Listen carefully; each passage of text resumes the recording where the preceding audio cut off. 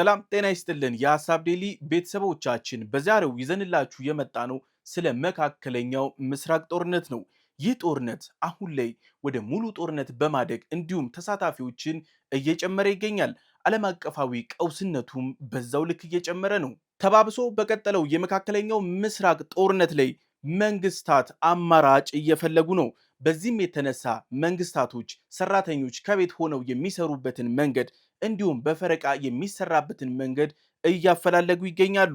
ጃፓን እንዲሁም መሰል ሀገራት ደግሞ የአደጋ ጊዜ መጠባበቂያ ነዳጃቸውን መጠቀም ጀምረዋል።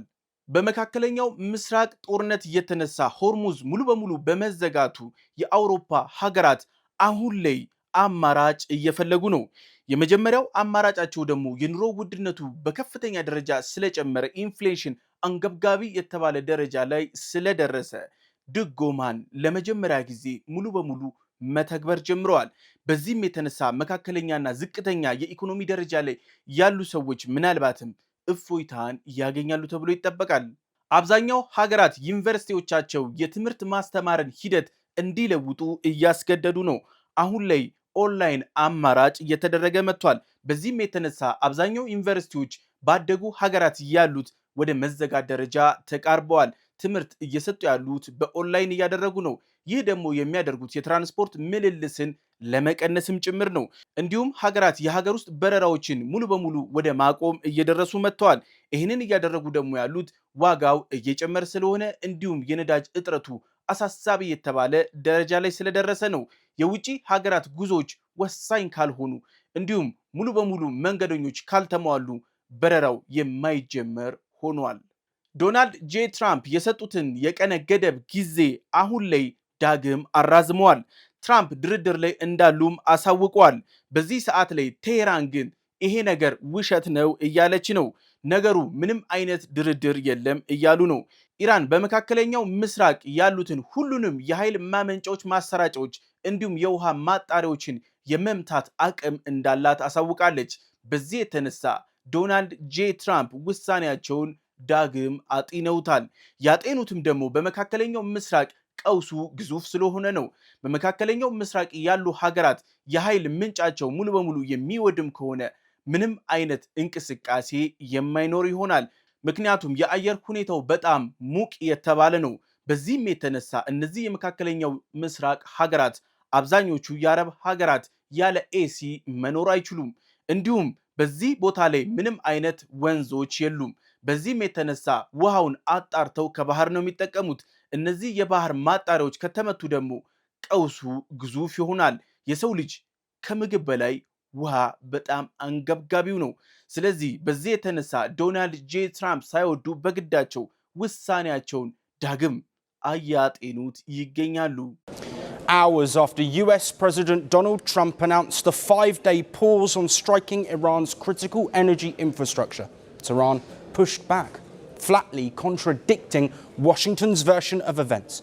Iranian officials say there are no negotiations underway, and more significantly, that the US has been forced into a retreat after Tehran signaled its ability to hit key energy assets across the Gulf. ሀገራት በአሁን ሰዓት ላይ አሳሳቢ የሆነባቸው ለምን ያክል ጊዜ በስቴት ኦፍ ኢመርጀንሲ ውስጥ እንደሚቆዩ ነው። በዚህም የተነሳ ኢኮኖሚያቸው እየተሽመደመደ መጥቷል። የመካከለኛው ምስራቅ ጦርነቱ ለሙሉ ዓለም የሚደርስ ችግርን እያከፋፈለ መጥቷል። ዘለንስኪ ራሻዎች በሰፊው የቴክኖሎጂ እንዲሁም የስለላ ድጋፍ ለኢራን እያደረገች ነው ብለው ከሰዋል። ይህም ክሳቸው በአሁን ሰዓት ላይ ራሻ ነዳጇን መሸጥ ስለጀመረች ነው። ራሻ ነዳጇ ከተሸጠ ደግሞ ዘለንስኪ ትልቅ ስጋት ይገባቸዋል። ምክንያቱም የራሻ ጉልበት ስለሚፈረጥም ነው። በዚህም የተነሳ ዘለንስኪ በሰፊው ራሻን መኮንን ጀምረዋል። ራሻ ሰርጌይ ላቭሮቭ ከኢራን ጋር ውይይት መጀመራቸውን አሳውቀዋል። ጦርነቱ በፍጥነት የሚቆምበትንም አማራጮች መመልከት ጀምረዋል። በዚህም መንገድ ምናልባትም ውጤታማ ይሆናል ተብሎ ይጠበቃል። ግን በዋነኝነት የሚጠበቀው የፖለቲካዊ ስምምነት ይኖራል የሚል ነው። ዶናልድ ጄ ትራምፕ በዚህ ጦርነት ምንም አይነት ትርፍ አላገኙም። በዚህም የተነሳ ከኢራን ጋር መስማማት፣ መደራደር እንደሚፈልጉ አሳውቀዋል። ቢሮአቸው ለውይይት ክፍት መሆኑንም አሳውቀዋል። በአሁን ሰዓት ላይ በስልክ የተጀመረ ውይይት እንዳለም አሳውቀዋል። ይህ እየተከናወነ ባለበት ሰዓት ግን አሜሪካም እስራኤልም መደበኛ የተባለውን ጦርነት እያከናወኑ ነው። We'd like to make a deal too. We're going to get together today by probably phone because it's very hard to find a country. It's very hard for them to get out, I guess. But we'll at some point very, very soon meet. We're doing a 5-day period. We'll see how that goes. And if it goes well, we're going to end up with settling this. Otherwise, we'll just keep bombing our little hearts out. ዶናልድ ጄ ትራምፕ ሁልጊዜ ለድርድር ሲጠበቁ ሁለተኛ አማራጫቸውን ይጠቀማሉ። ዶናልድ ጄ ትራምፕ ይህንን ደግሞ የሚያደርጉት ድርድሩ ላይ ጫና ለማድረግ ነው። ግን በዚህ በመካከለኛው ምስራቅ ጦርነት የተነሳ ዩክሬን በሰፊው እየጮኸች ትገኛለች። ዩክሬን የመካከለኛው ምስራቅ ጦርነት አሁን ላይ በሰፊው የዩክሬንን ጦርነት ቴንሽን እየቀነሰ ነው። በዚህም የተነሳ ዘለንስኪ አሳስቧቸዋል። ኢራን በአሁን ሰዓት ላይ እስራኤል ላደረሰችባት ጥቃት ምላሽ መስጠት ጀምራለች። የኢራን ሚሳኤሎች በአሁን ሰዓት ላይ እስራኤልን እየደበደቡ ነው። በዚህም የተነሳ የእስራኤል አየር መቃወሚያዎች ቢዚ መሆን ጀምረዋል። በዚህም የተነሳ የእስራኤል የአየር ላይ መቃወሚያዎች ብቃታቸው አጠራጣሪም ሆኗል። የኢራን እስላማዊ ዘቡ እንዳስታወቀው ከሆነ በአሁን ሰዓት ላይ ሙሉ በሙሉ ሆርሙዝን ጨምሮ በባህረ ሰላጤው ያለውን ሁሉንም የባህር ላይ አቅም እየተጠቀመ ነው። ሙሉ ቁጥጥሩ በእጄ ነው ብለው ማሳውቋል። በዚህም የተነሳ ሀገራት በሰፊው ከኢራን ጋር ድርድርን እየሻቱ ይገኛሉ። ሆርሙዝን በብቸኝነት እያስተዳደረችው ያለችው ኢራን ነች። የትኛውንም ጣልቃ ገብነት እንደማትታገስም ግልጽ አድርጋለች። The Islamic Republic of Iran holds full and decisive control over the initiative in the Persian Gulf region and the territorial waters of Oman, and it manages the Strait of Hormuz with great intelligence and authority. The armed forces, through their dominance over the American Zionist enemies and in cooperation with the countries of the region, are capable of ensuring the security of the Persian Gulf, and extra-regional countries have no right to interfere in this domain. እስራኤል በኢራን የደረሰባትን ውድመት መደበቅ ተስኗታል። ውድመቱ መሃል ከተሞቿን ሙሉ በሙሉ እያወደመ ይገኛል። የእስራኤል ቁልፍ የተባሉ የኃይል መሰረተ ልማቶችም እየተመቱ ይገኛሉ። እስራኤል በሊባኖስ በኩል የምታደርገው ጦርነትን በተቃራኒው አስፍታ ሄዳበታለች፣ አጠናክራለች። ወደ ሊባኖስም በሰፊው እየዘለቀች ይገኛል። ኢራን አስቸጋሪ የተባለ ሰዓት ላይ ትገኛለች። ኢራን በአሁን ሰዓት ላይ በእስራኤልና በአሜሪካ ግልጽ ወረራ እየተካሄደባት ነው። በአሁን ሰዓት ግን ለኢራን አንድ የምስራች አለ። ይህ የምስራች ደግሞ የኢራን ህዝብ ለመንግስታቸው ያላቸውን ህዝባዊ ድጋፍ በይፋ መስጠት ጀምረዋል። ይህ ለኢራን እስላማዊ ዘቡ ደግሞ ትልቅ ጉልበት ሆኖታል። በህዝብ ዘንድ ሰፊ የተባለ ተቀባይነትን እያገኘ ይገኛል።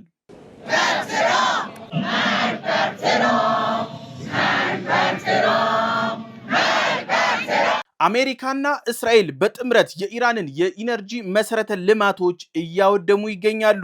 የኢራን መሰረተ ልማቶቿ ጠንካራ እንደሆኑና በቀላሉ ለቀውስ ተጋላጭ እንዳልሆኑ እያሳወቀች ይገኛል። ያም ሆነ ይህ ግን ኢራን በሰፊው መሰረተ ልማቶቿ እየወደሙ ይገኛሉ። አሜሪካና እስራኤል ደግሞ አሁን ላይ በሰፊው ጥቃታቸውን ኢላማ እያደረጉ ያሉት ደግሞ የኢራን መሰረተ ልማቶች የኢነርጂ ሴክተሮች ላይ focused አድርገዋል። Gas facilities and a pipeline were targeted in these strikes. These attacks are part of a broader campaign aimed at weakening Iran's energy network. But Iran maintains that its energy system is resilient. Iranian officials say power generation is distributed across more than 150 facilities, reducing the risk of a complete shutdown. ዶናልድ ጄ ትራምፕ ሆርሙዝን በጋራ የማስተዳደር ፍላጎት እንዳላቸው ግልጽ አድርገዋል።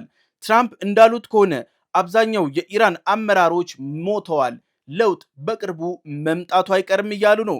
ትራምፕ ሆርሙዝን በጋራ የማስተዳደር ፍላጎት ቢኖርም በኢራን በኩል ግን ያለው ይህ የማይታሰብና ቀልድ መሆኑን እያሳወቁ ነው። Jointly controlled. By who? Maybe me. Maybe me. You want the United States to be Me involved? and the Ayatollah, whoever the Ayatollah is. Look, and there'll also be a form of a very serious form of a regime change. Now, in all fairness, everybody's been killed from the regime. They're really starting off. There's automatically a regime change. But we're dealing with some people that I find to be very reasonable, very solid. ግልጽ ያልሆኑ ድርድሮች በእስራኤልና በአሜሪካ እንዲሁም በኢራን በኩል እየተከናወነ ነው። ይህ ግልጽ ያልሆኑ ድርድሮች እየተከናወኑ ቢሆንም ጦርነቱ ግን ከቀን ወደ ቀን እየተጠናከረ መጥቷል። ቴሄራንን ለማድቀቅ ያለመ ጦርነት እየተካሄደ ነው። መጀመሪያ የነበረው የኢራንን ሬጂም መንግስታዊ ስርዓት የማዳከም የማጥፋት ነበር። አሁን ግን ኢራንን ሙሉ በሙሉ የማውደም ሆኗል። This comes even as Israel, backed by the United States, continues its strikes inside Iran. Israeli forces have launched large-scale operations targeting key infrastructure in Tehran. Multiple explosions were heard in the Iranian capital, with thick smoke seen rising from impact sites. በአሜሪካ በእስራኤል እንዲሁም በኢራን በኩል ያሉ ድርድሮች ምንም አይነት ፍንጭ እየወጣባቸው አይደለም። ግን ድርድሮች እንዳሉ ግን እዚህም እዛም የሚሾልኩ መረጃዎች እያሳወቁ ነው። አሁን በመካከለኛው ምስራቅ እየታየ ያለው ስጋት ታላቅ ስጋት ነው። የኃይል ማመንጫዎች፣ ማሰራጫዎች ሙሉ በሙሉ ኢላማ እየተደረጉ ነው። ይህ ለዓለም ግዙፍ የተባለ ቀውስ ይዞ ይመጣል። የውሃ ማጣሪያዎች እንዲሁም የኃይል ማመንጫዎች፣ የነዳጅ ሪፋይነሪዎች ትልቅ የተባለ ስጋት ፈጥረዋል። ስጋቱ ደግሞ በአሜሪካና በእስራኤል ኢላማ መደረጋቸው ነው። በአንጻሩ ደግሞ ኢራን ይህ ስጋት እውን የሚሆን ከሆነ በመካከለኛው ምስራቅ ያሉትን የአረብ ሀገራት ሙሉ በሙሉ የነዳጅ ማጣሪያዎች እንዲሁም የውሃ ማጣሪያዎችን እንደምታወድም አሳውቃለች። ኢራን ይህ አቅም እንዳላት ግልጽ ነው። ኢራን ያልተጠበቀ ከድምፅ 5 እጥፍ የሚበልጥ ሃይፐርሶኒክ ሚሳኤል አላት። ምናልባትም ይህ ጥቃት የሚደርስባት ከሆነ በእነዚህ ሃይፐርሶኒክ ሚሳኤሎቿ አጸፋ ትሰጣለች ተብሎ ይጠበቃል። እስራኤል እንዳለችው ከሆነ የአየር ላይ የመቃወሚያ ስርዓቶቿ 98% አስተማማኝ መሆናቸውን ተናግራለች። በአጸፋ ምላሽ ኢራን የላከቻቸውን ሚሳኤሎች መመልከት ተስኗቸዋል። የኢራን ሚሳኤሎች ኢላማቸውን ያለምንም ችግር ሲመቱ ታይተዋል። በዚህም የተነሳ የእስራኤል መከላከያ ይህንን ሂደት ወደ 90% አድርሶታል። 8% በአንዴ ቀንሷል። ይህ ማለት እስራኤል የተጋነነ ሪፖርት ለህዝቧ ስታቀርብ ነበር። አሜሪካ በተከታታይ የኢራንን የባህር ኃይል ብታወድምም ለቅማ ለመጨረስም ብታደርግም ግን በጣም ከባድና አሰልቺ ሆኖባታል። በዚህም የተነሳ ግዙፍ የተባለ ውድመት አድርሻለሁ ብትልም ሆርሙዝን ለማለፍ ግን አሜሪካ ራሷ አልደፈረችም።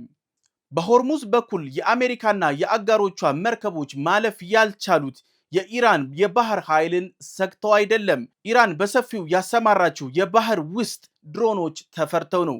እነዚህ ድሮኖች ምንም አይነት ኢላማ የሚስቱ አይደለም። እንዲሁም የኢራን ሰብመሪኖችም ሙሉ በሙሉ በሪሞት የሚታዘዙ ናቸው። የት እንዳሉም አይታወቅም። ዲቴክት ለመደረግ ራሱ አስቸጋሪ የሚባል ደረጃ ላይ ነው ያሉት። እስራኤል እዚህም እዛም ሁለት ድስት ጥዳ እያማሰለች ነው። በሊባኖስ የምታደርገው ጦርነት ደግሞ አስከፊ የሆነ መጥቷል። አሁን ላይ እስራኤል በሊባኖስ በከፍተኛ ደረጃ ዘልቃ እየገባች ይገኛል። በሊባኖስና በእስራኤል መካከል ያለው በፈር ዞንንም ጭምር እያለፈች ይገኛል። እስራኤል በዚህ ቦታ ላይ ሰፊ የተባለ ጥቃት እያደረሰች ነው። የጦር ኃይሏንም በእግረኛ የጦር ኃይል እየተካችም እያስገባችም ይገኛል። በዚህም የተነሳ በሊባኖስ አቅራቢያ ያሉትን ሰዎች ለቀው እንዲወጡ በአስቸኳይ ማስጠንቀቂያ ሰጥታለች። ሊባኖስ በሰፊው እየወደመች ትገኛለች። የሐሳብ ዴይሊ ቤተሰቦቻችን የዛሬው ይህን ይመስል ነበር። በቀጣይ በሌላ አጀንዳ እስከምንገናኝ ሰላም ሁኑ።